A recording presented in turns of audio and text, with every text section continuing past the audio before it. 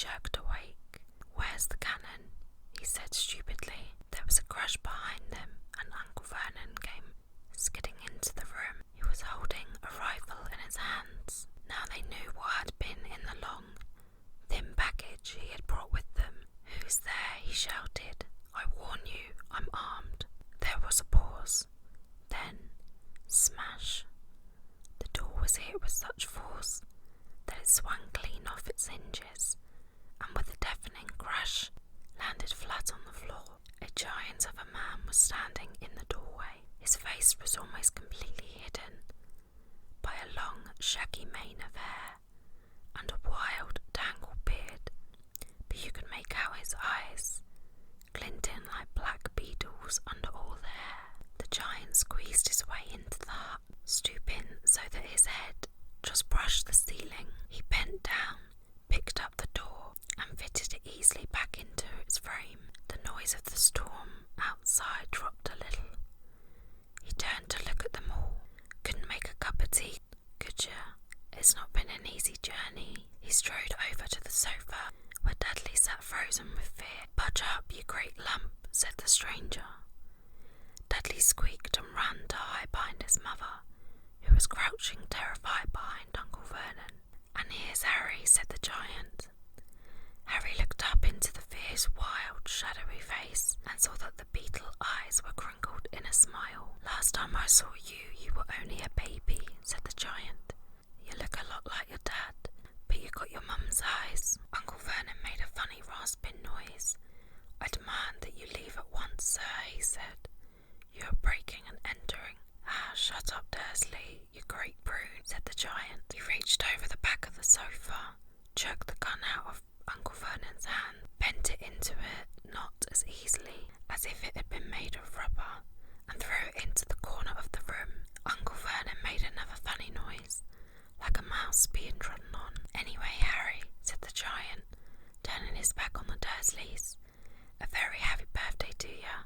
Got something for ya here. I might have sat on it at some point, but it'll taste all right." From an inside pocket of his black overcoat, he pulled a slightly squashed box. Harry opened it with trembling fingers.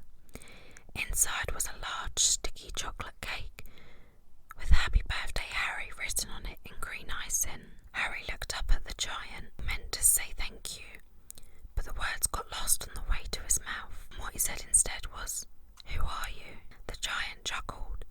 "True, I haven't introduced myself. Rebus Hagrid, keeper of keys and crowns at Hogwarts." He held out an enormous hand and shook Harry's whole arm. "What about that tea then, eh?" he said, rubbing his hands together. "I'd not say no to something stronger, if you've got it in mind." His eyes fell on the empty cake with the shriveled crisp packets in it and snorted. He bent down over the fireplace.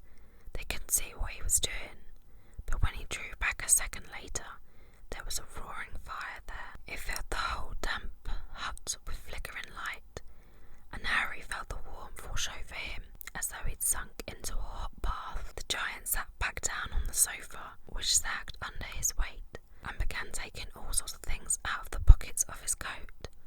A copper kettle, a squashy package of sausages, a poker, a teapot, several chip mugs, and a bottle of some amber liquid, which he took a swig from before starting to make tea. Soon the hut was full of the sound and smell of sizzling sausage. Nobody said a thing while the giant was working, but as he slid the first 6 fat, juicy, slightly burnt sausages from the poker, Dudley fidgeted a little. Uncle Vernon said sharply, "Don't touch anything he gives you, Dudley." The giant chuckled darkly. "Your great pudding of a son don't need fattening any more, Dursley, don't worry." He passed the sausages to Harry, who was so hungry he had never tasted anything so wonderful, but he still couldn't take his eyes off the giant. Finally, as nobody seemed about to explain anything, he said, "I'm sorry, but I still don't know who you are." The giant took a gulp of tea and wiped his mouth with the back of his hand. "Call me Hagrid," he said. "Everyone does. And like I told you, I'm keeper of the keys at Hogwarts. You all know about Hogwarts, of course." No, said Harry. Hagrid looked shocked. "Sorry," Harry said quickly.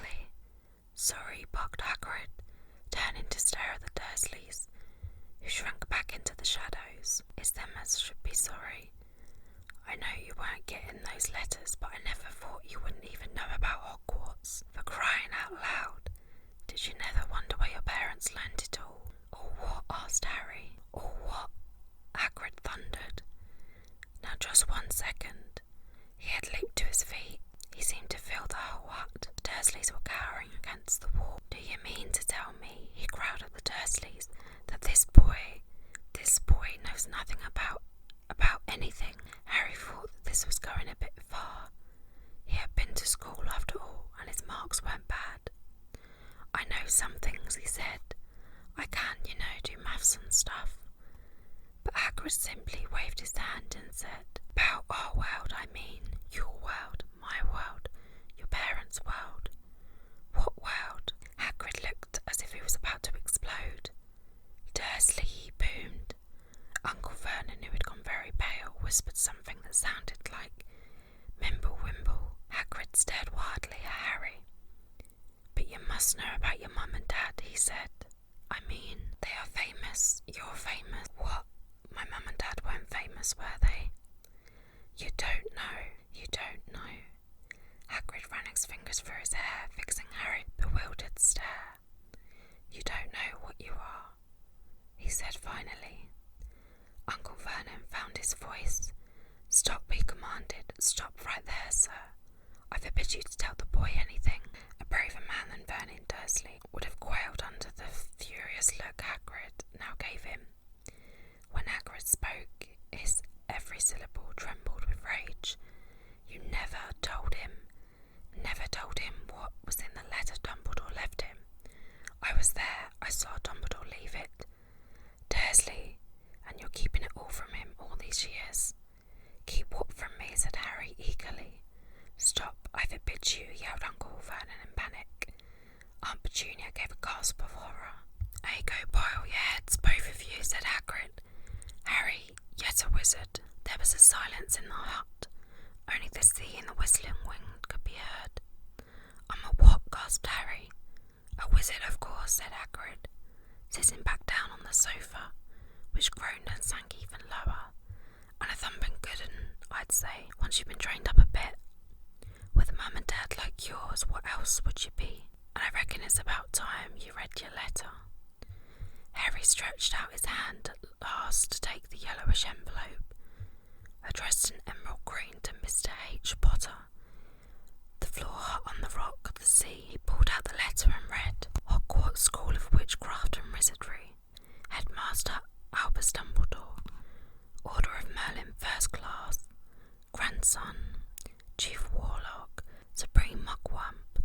International Convent of Wizards. Dear Mr. Potter, we are pleased to inform you that you have a place at Hogwarts School of Witchcraft and Wizardry. Please find an enclosed list of all the necessary books and equipment. Term begins on 1st of September. We await your owl by no later than 31st of July. Yours sincerely, Minerva McGonagall, Deputy Headmistress. Questions exploded inside Harry's head like fireworks, and he couldn't decide what to ask first. After a few minutes he stammered, What does it mean? They await my owl. Galloping gorgons, that reminds me, said Hagrid, clapping a hand to his forehead with enough force to knock over a cart horse. And from yet another pocket inside his overcoat he pulled an owl. A real live, rather rough-looking owl. A long quill and a roll of parchment. With his tongue between his teeth, he scribbled a note which Harry could read upside down. Dear Mr. Dumbledore, given Harry his letter, taking him to buy his things tomorrow. Weather's horrible.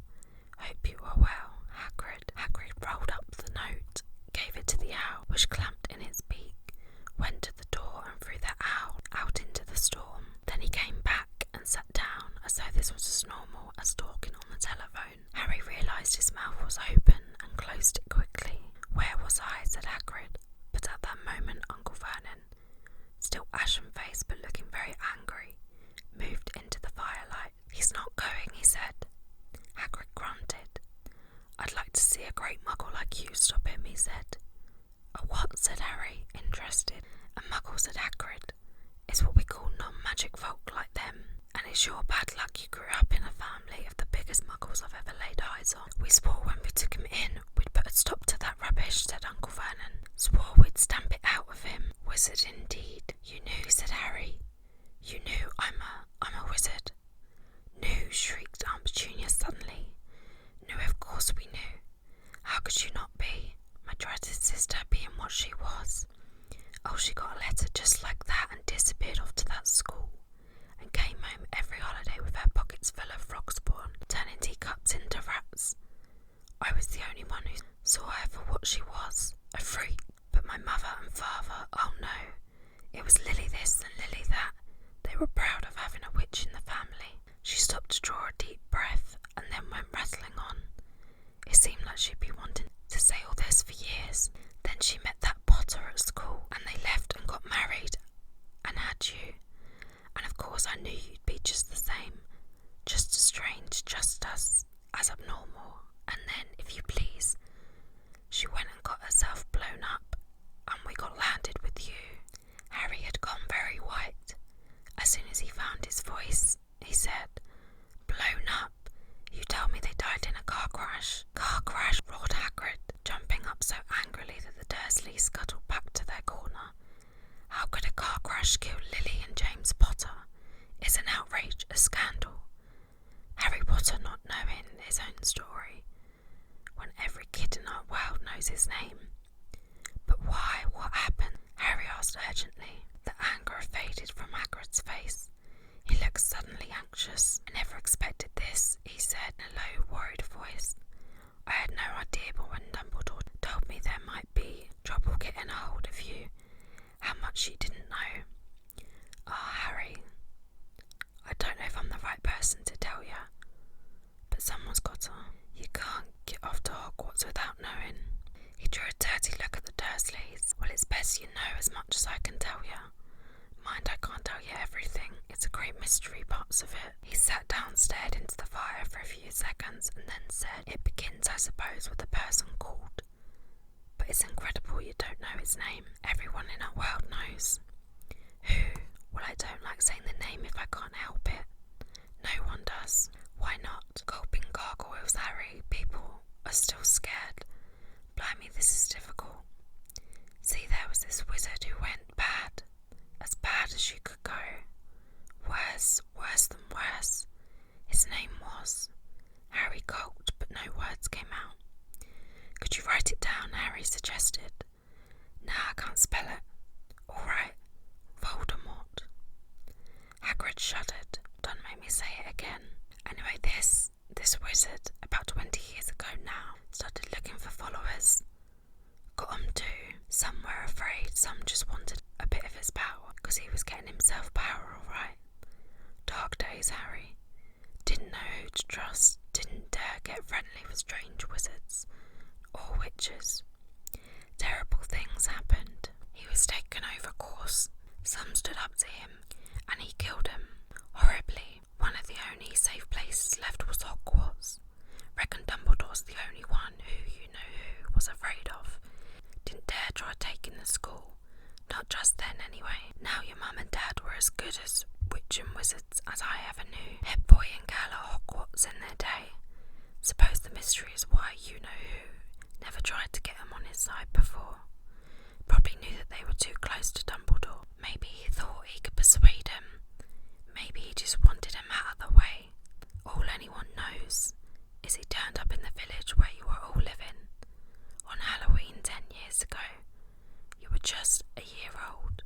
You came to your house and Hagrid suddenly pulled out a very dirty spotted handkerchief and blew his nose with a sound like a foghorn. Sorry, he said, but it's that sad. Knew your mum and dad, and nicer people you couldn't find. Anyway, you know who killed him. And this is the real mystery of the thing. He tried to kill you too. Wanted to make a clean job of it, I suppose, or maybe he just liked killing by then. But he couldn't do it. Never wondered how you got that mark on your forehead. That was no ordinary cut. That's what you get when a powerful evil curse touches you. Took care of your mum and dad and your house, even. But it didn't work on you. And that's why you're famous, Harry. No one ever lived after he decided to kill him. No one except you. And he He killed some of the best witches and wizards of the age. The McKinnons, the Bones, the Pruitts, and of course you was only a baby and you lived. Something very painful was going on in Harry's mind as Hagrid's story came to a close. He saw again the blinding flash of green light, more clearly than he ever remembered it before, and he remembered something else for the first time in his life. A high, cold, cruel laugh. Hagrid was watching him sadly. Took you from the ruined house myself, on Dumbledore's orders. Brought you to this lot. Load of old dosh, said Uncle Vernon. Harry jumped. He had almost forgotten that the Dursleys were there. Uncle Vernon certainly seemed to have got back his courage. He was glaring at Hagrid and his fists were clenched. Now you listen here, boy, he snarled. I accept there's something strange about you. Probably nothing a good beating wouldn't have cured. And as for all this about your parents, well, they were weirdos, no denying it.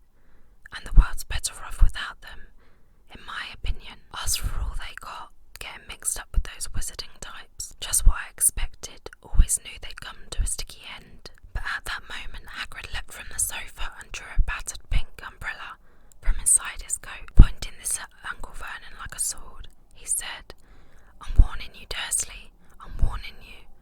One more word. In danger of being speared on the end of an umbrella by a bearded giant, Uncle Vernon's courage failed again. He flattened himself against the wall and fell silent. That's better, said Hagrid, breathing heavily and sitting back down on the sofa, which this time sagged right down to the floor. Harry, meanwhile, still had questions to ask. Hundreds of them. By what's happened to Vol? Sorry, I mean, you know who. Good question, Harry. Disappeared, vanished. Same night he tried to kill ya. Makes you even more famous. That's the biggest mystery, see. He was getting more and more powerful. Why'd he go? Some say he died. Codswallop, in my opinion. Don't know if he had enough human left in him to die. Some say he's still out there, biding his time like. But I don't believe it. People who was on his side come back to ours. Some of them came out of kind of trances. Don't reckon they could have done it if he was coming back. Most of us reckon he's still out there somewhere, but lost his powers. Too weak to carry on. 'Cause something about you finished him, Harry. There was something going on that night he hadn't counted on. I don't know what it was. No one does.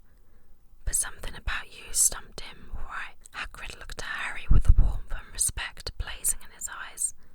But Harry, instead of feeling pleased and proud, felt quite sure there had been a horrible mistake. A wizard, him. How could he possibly be? He spent his life being clouted by Dudley and bullied by Aunt Petunia and Uncle Vernon. If he really was a wizard, why hadn't they been turned into warty toads? Every time they tried to lock him in the cupboard, if he'd once defeated the greatest sorcerer in the world, how come Dudley had always been able to kick him around like a football? Hagrid, he said quietly, I think you must have made a mistake. I don't think I can be a wizard. To his surprise, Hagrid chuckled. Not a wizard, eh? Never made things happen when you were scared or angry. Harry looked into the fire. Now he came to think about it. Every odd thing that he had ever made his aunt and uncle furious with him had happened when he, Harry, had been upset or angry, chased by Dudley's gang, yet somehow found himself out of their reach, dreading going to the school with that ridiculous haircut. He managed to make it grow back, and the very last time Dudley had hit him, hadn't he got his revenge without even realising he was doing it? Hadn't he set a boa constrictor on him? Harry looked back at Hagrid, smiling, and saw that Hagrid was positively beaming at him. See, said Hagrid, Harry Potter not a wizard. You wait. You'll be right famous at Hogwarts. But Uncle Vernon wasn't going to give in without a fight. Haven't I told you he's not going, he hissed. He's going to Stonewall High, and he'll be grateful for it. I've read those letters, and he needs all sorts of rubbish, spell books and wands, and if he wants to go, a great muggle like you wouldn't stop him. Growled Hagrid. Stop Lily and James Potter's son. Going to Hogwarts? You're mad. His name's been down ever since he was born. He's off to the finest school of witchcraft and wizardry in the world. 7 years there and he won't know himself. He'll be with youngsters of his own sort for a change, and he'll be under the greatest headmaster Hogwarts Hogwarts ever had. Albus Dumbledore, I am not paying for some crockpot old fool to teach him magic tricks, yelled Uncle Vernon, but he had finally gone too far. Hagrid seized his umbrella and whirled it over his head. Never, he thundered. Insult Albus Dumbledore in front of me. He brought the umbrella swishing down through the air to point at Dudley. There was a flash of violet light, a sound like a firecracker, a sharp squeal, and next second Dudley was dancing on the spot with his hands clasped over his fat bottom, howling in pain. When he turned his back on them, Harry saw a curly pig's tail poking through a hole in his trousers. Uncle Vernon roared, pulling Aunt Petunia and Dudley into the other room. He cast one last terrified look at Hagrid and slammed the door behind them. Hagrid looked down at his umbrella and stroked his beard. Shouldn't I lost my temper, he said ruefully, but it didn't work anyway. Meant to turn him into a pig, but I suppose he was so much like a pig anyway, there wasn't much left to do. He cast a sideways look at Harry under his bushy eyebrows. Be grateful if you didn't mention that to anyone at Hogwarts, he said. I'm not supposed to do magic. Strictly speaking, I was allowed to do a bit to follow you here and get your letters to you and stuff.